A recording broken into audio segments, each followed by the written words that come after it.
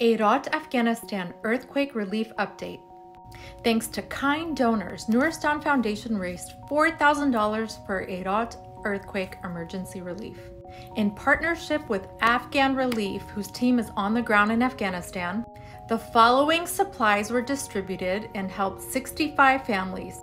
The families were able to get large tents, blankets, food, water storage in the following villages. You can pause and screen record. Here are some pictures of the distribution so you can see how your contributions and donations made a direct impact.